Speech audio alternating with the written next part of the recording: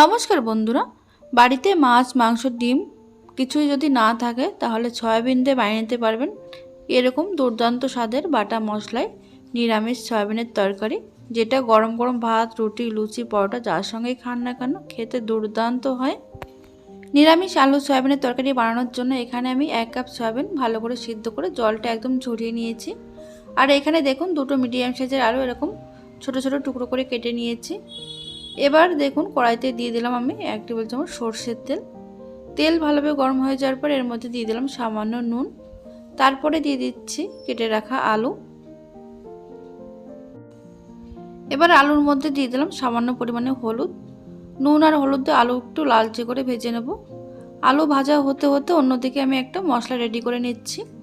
একটা বাটির মধ্যে দিয়ে দিলাম হাফ চামচ জিরে, দিয়ে দিচ্ছি হাফ চামচ মতো গোটা ধনে, এবার দিয়ে দিচ্ছি হাফ ইঞ্চ মতো আদা, তারপরে ঝালের জন্য দিয়ে দেবো 2টো কাঁচা লঙ্কা। এবার এটা সামান্য জল দিয়ে বেটে নিতে হবে একদম মিহি করে। আর এদিকে দেখুন মশলাটা বেটে নিতে নিতে এদিকে আলুটা একটু লালচে করে ভেজে নিয়েছি। এবার এগুলো আমি তেল থেকে তুলে নিচ্ছি।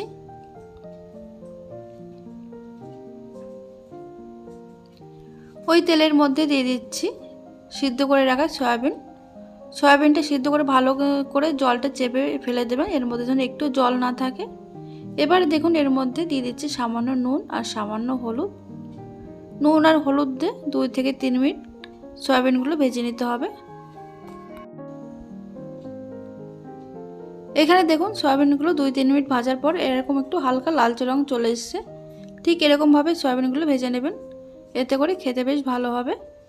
দেখুন এবার এগুলো একটা পাত্রে তুলে নেওয়ার পর বাকি রান্নার জন্য কড়াইতে আমি দিয়ে দিচ্ছি 1 টেবিল চামচ সরষের তেল। তেল ভালোভাবে গরম হয়ে যাওয়ার পর দিয়ে দিলাম একটা শুকনো লঙ্কা, একটা তেজপাতা। এবার এর মধ্যে দিয়ে দেবো সামান্য পরিমাণে গোটা জিরে ফোড়ন। ফোড়ন থেকে যখন সুন্দর গন্ধ বের হবে তখন এর মধ্যে আমি দিয়ে দেব বেটে রাখা ধনে, জিরে, আদা, কাঁচা লঙ্কার যে পেস্ট সেটা দিয়ে দিচ্ছি এর মধ্যে। তবে গ্যাসের আঁচ এই সময় একদম লোতে রাখবেন। তারপরে বাটি ধুয়ে সামান্য একটু জলও এর মধ্যে দিয়ে দিলাম সামান্য একটু নুন, এতে করে আদাটা ছিটিয়ে আসবে না, যেহেতু এর মধ্যে আদা বাটা রয়েছে। লো আঁচে মশলা খুব ভালোভাবে কষিয়ে নিতে হবে।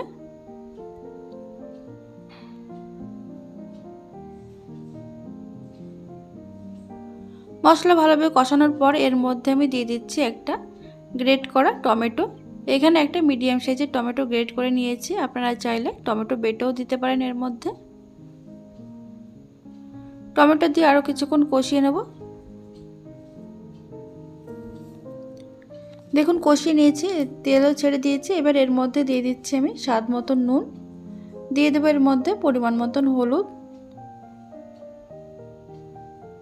আর কালারের জন্য দিয়ে দিচ্ছি কাশ্মীরি লাল লঙ্কার গুঁড়ো।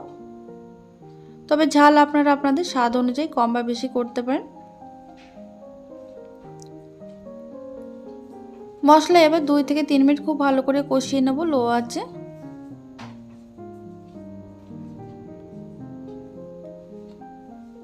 দেখুন মশলা কষানো হয়ে গেছে, তেলও ছেড়ে দিয়েছে। এবার এর মধ্যে দিয়ে দিচ্ছি ভেজে রাখা আলু আর সয়াবিন। মশলার সঙ্গে আলু আর সয়াবিন খুব ভালো করে কষিয়ে নিতে হবে 1 থেকে 2 মিনিট মিডিয়াম টু লো আঁচে।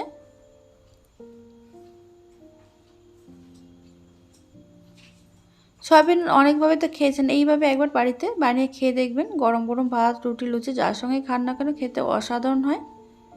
দেখুন মশলার সঙ্গে আলু আর সয়াবিন কষিয়ে নেওয়ার পর এর মধ্যে আমি দিয়ে দিলাম 1 কাপ গরম জল। গরম জল দিয়ে খুব ভালো করে মিশিয়ে নিতে হবে। দেখুন এদিকে ঝোলটা ফুটতে শুরু করেছে।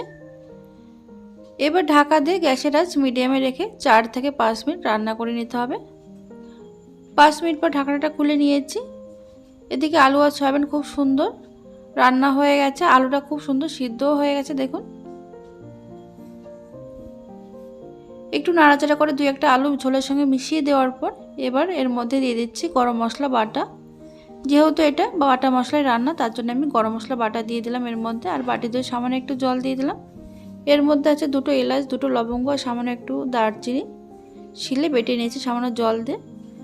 ভালো করে মিশিয়ে 1 মিনিট ফুটিয়ে নামিয়ে নিন। গরম গরম খেয়ে দেখুন, দারুণ হবে খেতে। তাহলে বন্ধুরা ভিডিওটি ভালো লাগলে লাইক করতে ভুলবেন না।